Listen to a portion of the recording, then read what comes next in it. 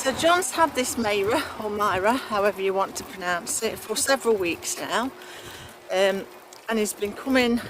About 2 months, yeah, 2 months. 6 or 8 weeks. And he's been travelling every Friday on his own to go and get his organic veg box.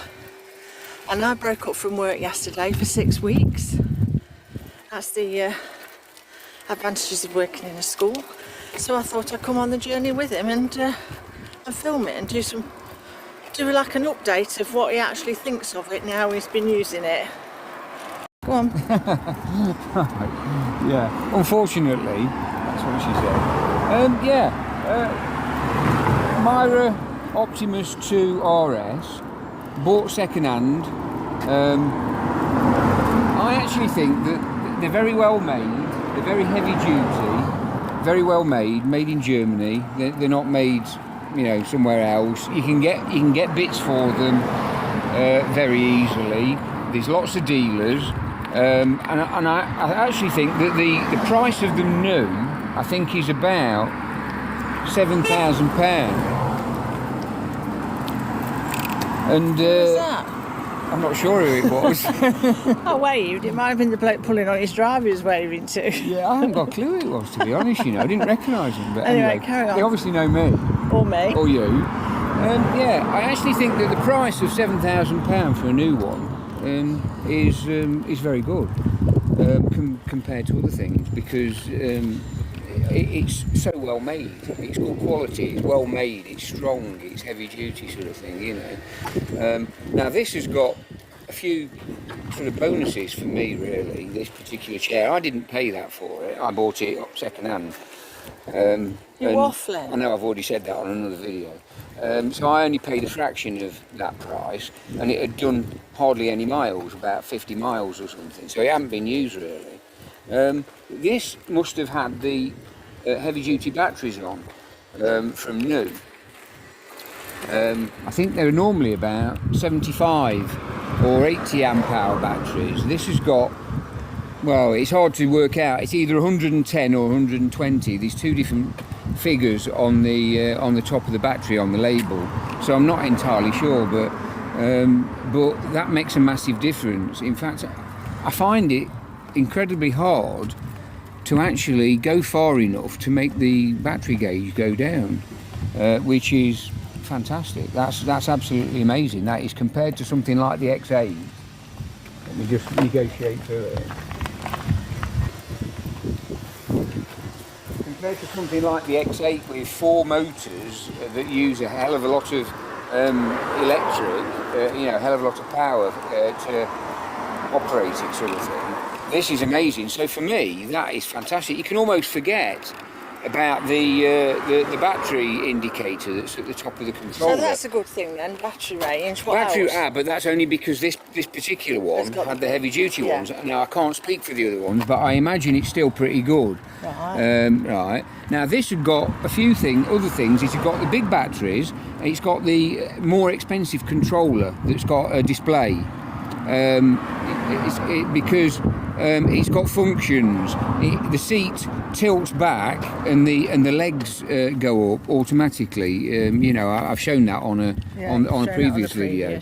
Yeah. So this has got a more expensive controller. I think these are about 400 or 500 quid. I don't know whether that's more or instead of sort of thing. But the other one doesn't have a screen. The other one doesn't have a screen, and it doesn't have as many functions, sort of thing, but it's still perfectly alright. I think they're made by the same people, the P&G drives or P&G controls, I think they are. So it's got that, it's got the seat tilting, it's got the legs going up, it's got the controller, it's got the heavy duty batteries. And this particular one that we didn't know about has got foam-filled tyres as well. So when I'm out and about, I don't need to worry about any punctures or anything like that and getting stranded, because they've got... You're not going to get punctured, are you? But there are downsides to that. They're quite a bit harder. So if your body can't cope, I mean, there is a certain amount of suspension on the chair. there's a limited amount of movement. But if your body can't cope, I mean, I'm going over a bumpy pavement, and it is quite bumpy on your body. That's because the tyres aren't giving at all. You know what I mean? Yep. And there's other downsides as well with foam-filled tyres. You're meant to be able to climb a curb with this. I don't mean a curb like this. Yeah, you like mean a proper one. like 4-inch I think curb. it's 110 mil. Yeah. That they reckon that you should be able to climb.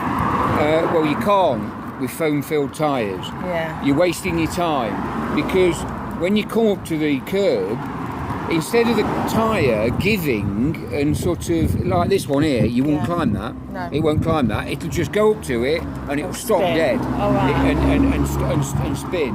And that's because normally the tyre would give, and that'd allow it to climb over.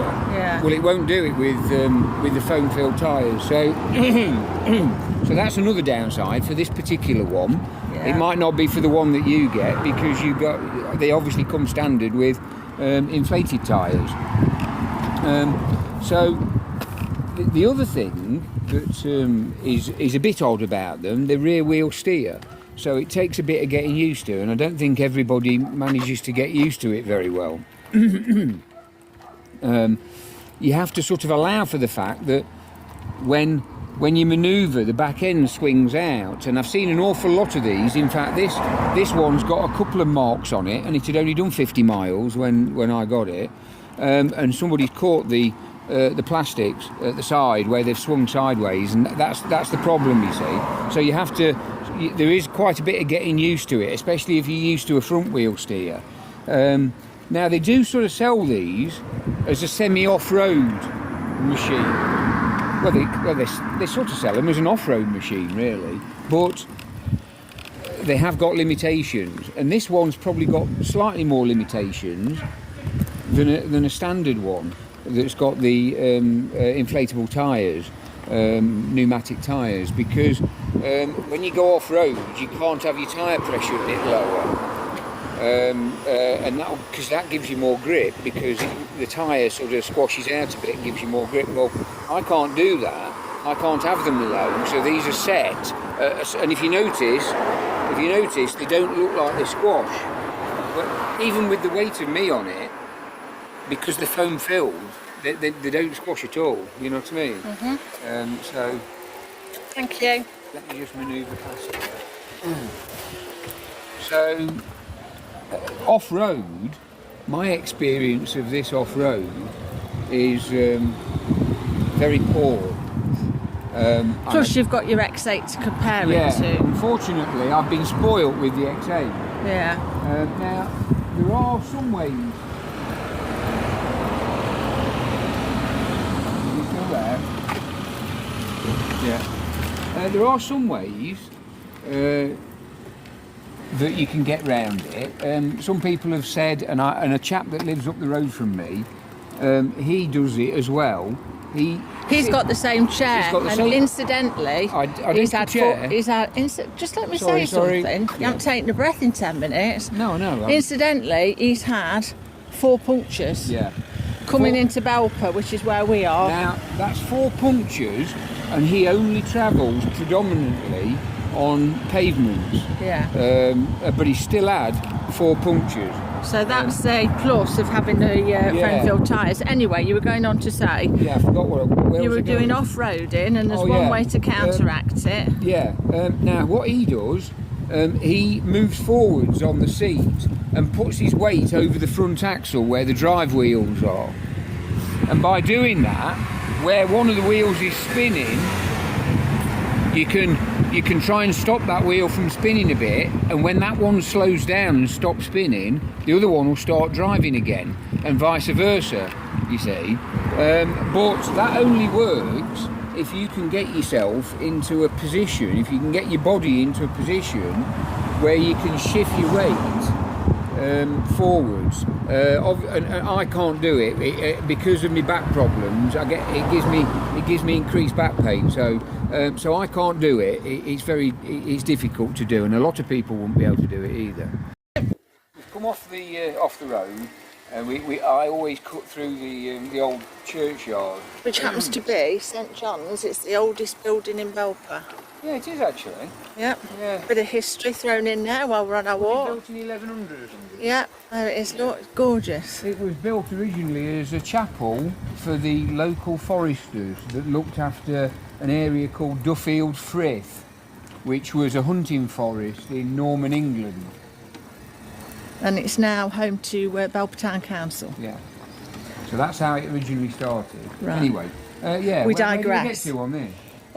You've done the leaning forward bit. Yeah, so some people can't lean forward to get more grip. I have seen lots of videos of people doing it, and you know, and managing to get a bit more grip. But you know, so for me, it's limited to like you'll even spin on paths with limestone on and gravel and things like that. It will spin, but you can manage to keep it going, sort of thing. But I mean, even things like this with the foam-filled tyres. If you look at these cobbles down here, even going over things like this, it is so much harder with foam-filled tyres. I mean, what I do is I go very slow to try and to stop it from shaking my body about too much, because even I can't sort of cope with it too much. You know what I mean?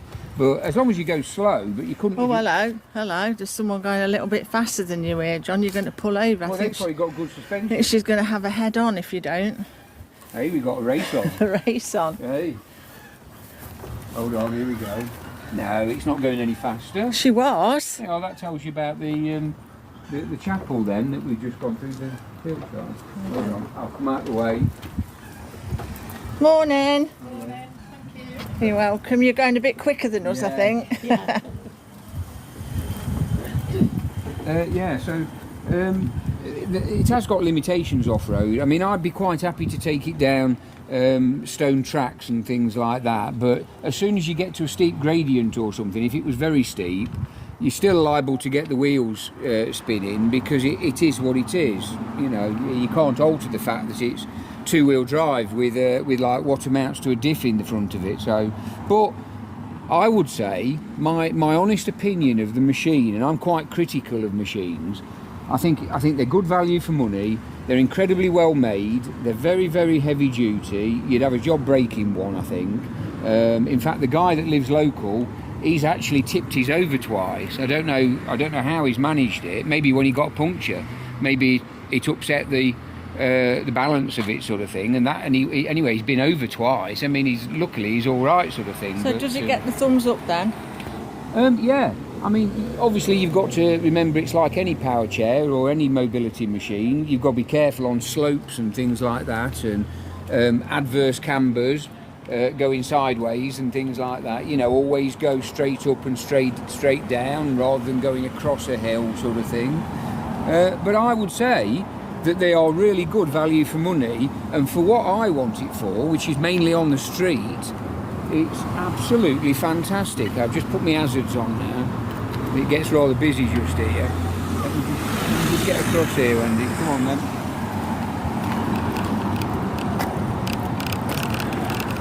Ooh. Yeah, well, they need to slow down and open their eyes, don't you? And that's Derbyshire County Council. Hey, don't they? So we're giving it the thumbs up then? Yeah, I would advise anybody, if they're thinking about a predominantly heavy-duty street machine, you know, they want something that's not going to break on them, and they've got good parts back up and things like that. I mean, that rack on the back, the rack wasn't on it. That was an optional extra when they were new, and it didn't come with it. I had to order that from a place, and I wish I could remember. We'll put a link in the video. Put a link on when we put it on. Because he was so helpful. He actually took the rack rather than order it from the distributor And make us wait for a week or something, or a few days. He actually took the rack off one of the machines that he got in the showroom and sent it to me straight away. It came next day. Yeah. And so we'll put a link. I'll put a link in because and he's a Meyra dealer. You know, he sells them all the time. So I mean, he sells other mobility machines as well. But I mean, he sells quite a lot of these. You know, so yeah, but yeah, definite I would say thumbs up. I would And say we're it's in a Belper definite now, thumbs so. up. And yeah, we've got down into the town now, so I'll go and get me veg box, and Wendy will go to the chemist. And Right, stuff. we'll catch you later. Yeah, see you later.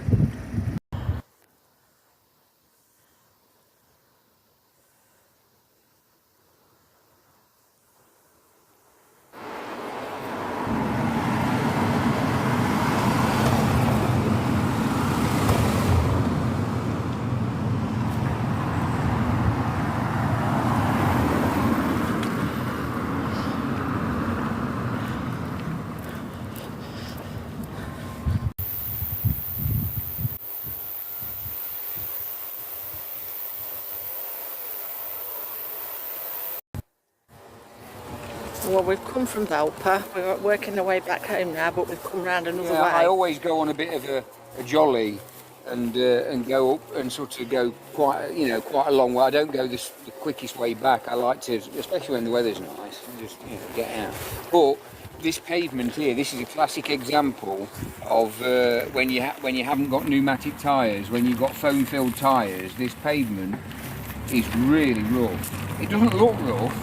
No, it doesn't look too bad, to be fair. But like in this chair, I have to go very slow because it shakes you about all over the place. It's like, so if you look at that, if you're a bit delicate, you wouldn't stand it. No. You'd have to have pneumatic tyres. So I don't know whether this is always the case. I suppose it depends how much foam they put in. Yeah, How much they actually inject into it, sort of thing, as to sort of what it ends up like. But certainly, if you look at these, they don't change at all when I get off it. No, when I get off it, they look exactly the same, Yeah, all they the don't time. give, do So you see, so they've obviously put rather a lot in.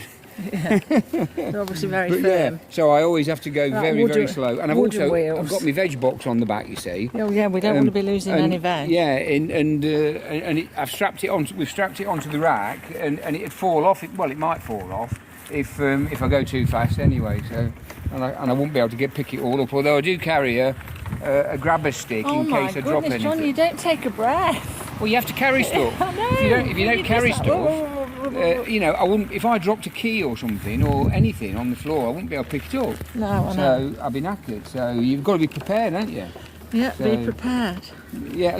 Unfortunately, Belper as a town is a complete letdown where it comes to disabled access. It's absolutely useless. There's no and paths where they've all got stiles, or we've just been and had a look at one, and it's got a metal squeeze. Like squeeze gate thing. Well, you can't. I just tried to get this through. You can't get this through. Waste of I know, time. it's a shame, isn't it? And it's all round the whole town. It's like that. There's been no thought at all.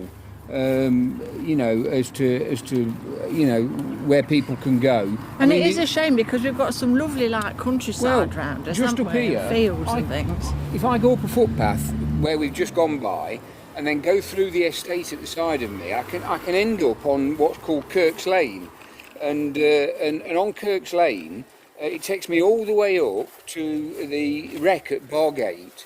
And it's lovely. It's a bridleway, it's a footpath, it's got fields all round you, but I can't access it because years ago there was some bad storms and the surface of the lane got completely washed away, and they've never done anything about it. So certainly in this, I couldn't access it. Even in the X8, I don't think I could access it. It's so bad.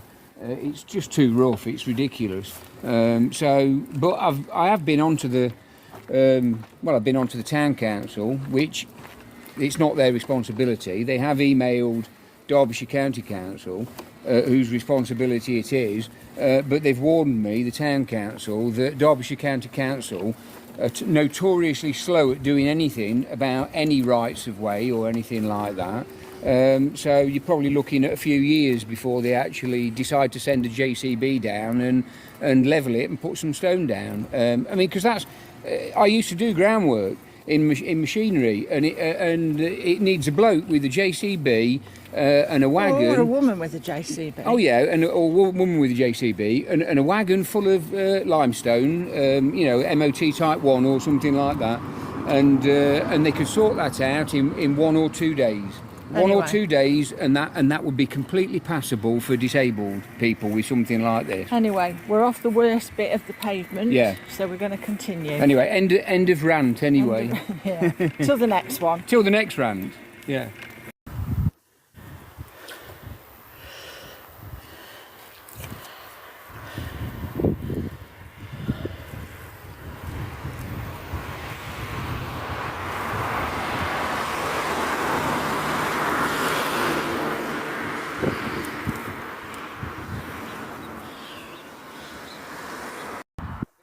Playing about. I didn't realise you could go at sort of normal speed with it. Whoa. Yeah, bump into everything.